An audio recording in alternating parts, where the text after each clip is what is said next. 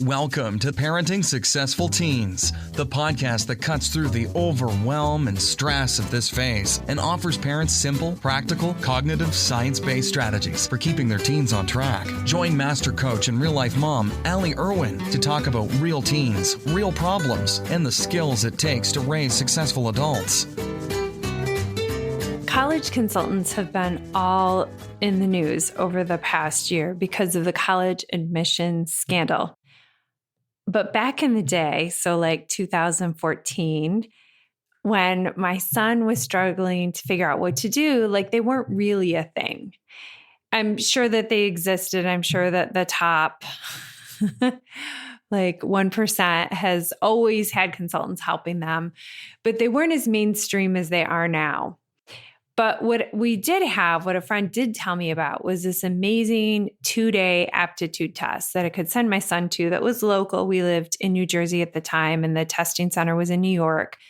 And there was this amazing 2-day aptitude test that would tell you what careers, what majors your child should consider. And it claimed to be super data-driven, which I loved. And they tested you in 19 different areas, which I didn't know there were 19 different areas of things you could be good at. And it was like you solved puzzles and did manual dexterity challenges. And at the end, it spit out the answer of what you should be when you grow up. And it was like a really high bore version of that Naviance test that our school had administered to all the kids. That was like so super generic. It wasn't useful at all. It was like, you should be a bus driver or a CEO or a doctor, all based on the same set of answers. This purported to be like so specific. And it was pricey, $750. But compared to the cost of sending a kid to college for the wrong thing, like the cost seemed pretty reasonable. And actually, I was even kind of thinking about the test for me because as my kids got closer to graduating, I was starting to figure out what my next chapter would be. So like it kind of intrigued me, like what if there was some secret career that I'd never considered that would be a perfect fit for me? I'm laughing because the test fee seemed like a small price to pay to know exactly what I wanted to be when I grew up. Seems like something I should have known at, I'm not going to tell you how old I was, but old enough that you would think I would have it all figured out. And their website was really, really good. It talked about like the secret language of job postings and how if you knew what your aptitudes were, you could decide if any job was right for you. And it would work with your natural talents. And the idea that I had these hidden natural talents that I didn't know about or that my kids didn't know about theirs, like it was very, very seductive. The idea that there was a single right answer to the question, what should I be when I grow up? And this same sort of thing, like if your child already knows what their career path is, this same sort of language and this same sort of like seduction is true with college consultants as well. The ones that say that they can help your child find the perfect college, right? Like they're using kind of the same language, the idea that there's this one right answer and that someone else, some expert knows what the answer is for your child. And for a small fee, you know, they can save you so much time and effort and energy. One college consultant describes his job. This is in an article I was reading. A college consultant out of San Francisco described his reason for getting hired is that parents hire him to get from their children who they are. So it's like the consultant's job to figure out who the child is and then tell the parent. Can anyone else see how backwards that is? Like, it sounds like a good idea on the outside, right? But we're wise enough to be on to promises like that. Kids take those aptitude tests and still end up unhappy in their jobs. There's so much more to it than any one single test can tell you. And kids that go to college consultants, they still end up changing schools and changing majors at high rates because there isn't any one person that is more reliable than becoming an expert on yourself. When I look back at that time, like when I think back to what it was like when we were trying to figure out with my son, what I was really interested in was like a shortcut to knowing what he would be good at. I was looking for some outside authority, preferably science-based, to know my son better than either he nor I as his mother knew him. And especially the piece of knowing yourself, like that's not actually a real thing. No one can ever know what's right for you better than you know it for yourself. You can get outside perspectives to give you information. Like I have no issue with the tests that they give kids in school, the Naviance test, sometimes even being asked a series of questions and then reflecting on them, then you get information about yourself. But you are always the ultimate authority on yourself. Only you can know if the information that you're getting rings true. Like if someone tells that you love the color blue and you don't, it doesn't matter that they say that it's true. It's not true for you. And no person that you're ever going to hire is neutral, right? They're always going to have their own biases. Even if you could find someone that was unbiased, like I said, this one particular assessment purported to be science-based. So even if you could find someone neutral to give you the information about yourself, to reflect back to you the information about yourself, then you wouldn't learn the skill of knowing yourself, and then you'll always be dependent on finding the right expert to tell you. And I believe that becoming an expert on yourself is truly the work of the teenage years, of high school and college. It's like a giant game of warm or colder, right? You try something and then you see how you feel, and then you adjust and then you try something else. And both of those actions, being willing to try new things and knowing how you feel, like both of those things are skills that can't be shortcut. Trial and error is a much more reliable system than an expert, but you have to make space for it. And having space for high school students, like time and space to try new things, is in really short supply right now. Many students are crafting scholarly summers and meaningful, what's the correct term? Target extracurricular, high value extracurriculars. And they don't have time to just experiment and try new things just for the fun of it. They get on a track sometimes, like they've decided they're going to be a math and science student based maybe on an aptitude test or maybe on how they felt, when they were in 8th grade and picking those very first high school classes. And they get on a track and then they just keep going on that track. They don't make space in their schedule to explore other things. And they miss a chance to discover that maybe they didn't want to run track anymore. Maybe they wanted to be in the school play. Or maybe they didn't want to do German all through high school, even though that's what they did in middle school. And maybe they have a passion for Spanish. They started to think about what would look good for a college rather than getting to know themselves. And while college is like that, then you've impressed a college that maybe you're not interested in, and you would have known more what you were interested in if you had experimented with other activities. So that leads us into the second thing, which is really the first thing is no outside expert is ever going to know you better than you know yourself. And the second is you can't shortcut the process of trial and error. Okay? You can't take a test and know exactly what you love and what you're going to be good at. As parents, how many times over the years have you said, like, well, you don't know if you'll like it until you try it?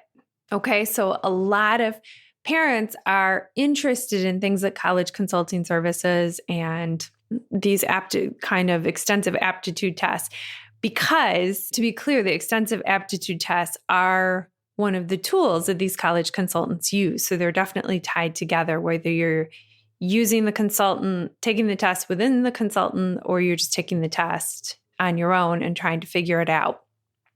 There is no shortcut for actually trying things. And you have to be willing to waste time, because we as parents know that getting more information about what you like and dislike is never a waste of time. Okay, the felt experience of trying the school play will give you more information than thinking about trying the school play ever will. Okay, you can't know until you're in this situation what kind of friends you're going to make and how having that extra activity changed your time management. You can't know all of those pieces until you're actually in it. There's no shortcut for it. And the third reason that people are really drawn to these types of services is because they want to avoid failure. And I feel really strongly about this, that we need to destigmatize failure for our students. I'm taking a deep breath here because I get kind of fired up at the idea that if you try something and you're not immediately good at it, or you try something and you didn't like it, that is somehow a failure rather than just new information.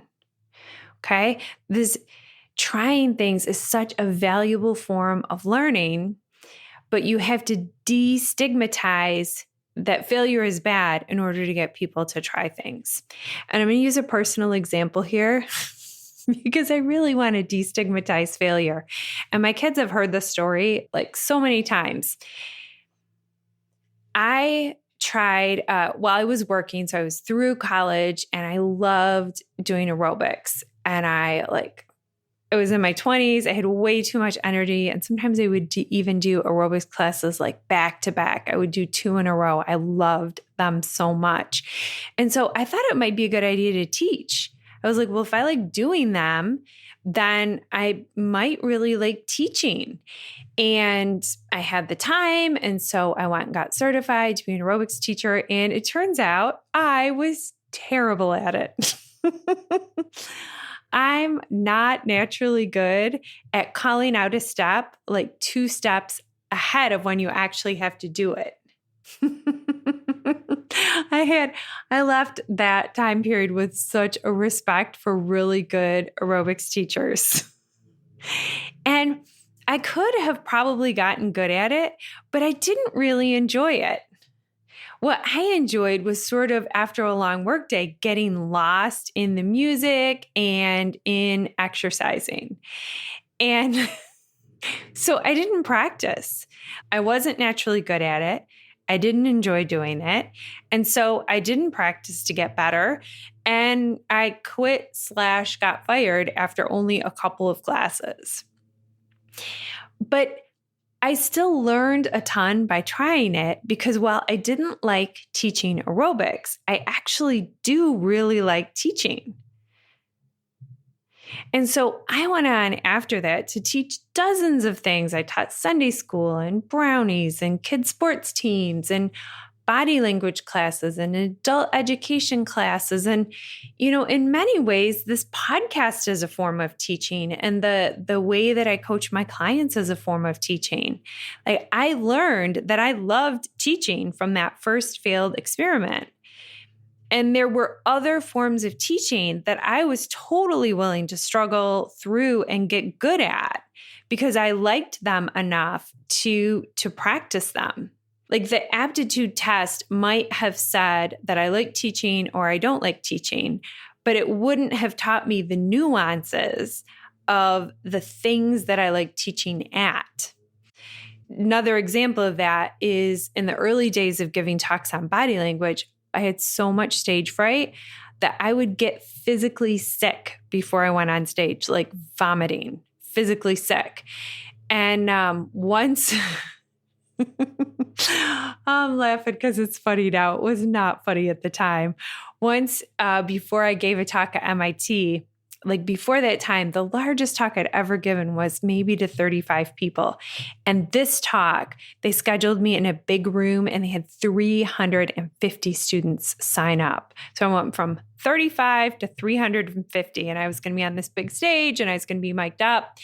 And I was so nervous. I had such a bad migraine the night before that I had to take double my rescue migraine medication, and I still threw up before I went on stage. But you know what? I loved every minute of it. And that kind of joy of connecting with a large audience was something that no skills assessment could have ever predicted for me. And I've communicated those stories to my kids over and over and over when they were afraid to try things and they were afraid to be uncomfortable and to do things poorly. Like I tell them all of these examples so that they know that it's okay to try things and fail. It's okay to try things and have them feel terrible and struggle to get better at them because you love them. And all of that information is the kind of information you get from actually doing things rather than just taking assessments. So my suggestion for you this week is to help your teenagers begin to become experts on themselves. That to be willing to try new things and to see how they go, that is a skill that they can learn now that will benefit them their whole life. Really teaching them to play warmer, colder is the most reliable system to get information on what they love. It's the most fun way. It's the most genuine way to get information on what works for you. And that is one of the best things about having teenagers is that teenagers motivate us to role model things for them. So as we're role modeling for our teenagers, the idea of warmer, colder, of discovering new things that we like to do by trying new things and notice how they feel and destigmatizing failure, as we're role modeling that for them, we discover new things that we love to do. And in that way, everyone's life gets better. Have a great week, everyone. Thanks for listening to Parenting Successful Teens. If you enjoyed today's show, then I've got a treat for you. I have a free guide that teaches you how to get your teenagers to tell you about their day. No more one-word answers. And grabbing this guide is super easy. Just text the phrase, "Get Teens Talking," as all one word, no spaces, to the number 44222. So that's the phrase, "Get Teens Talking," without any spaces, to the number 44222. And then you'll be prompted to give the email address that you want the guide sent to, and then it shows up in your email box just like magic. You know what else is magic? Having teenagers that talk to you. Now, I can't promise that you're going to like everything they have to say, but I can promise better conversations. Grab the guide, and I'll talk to you next week.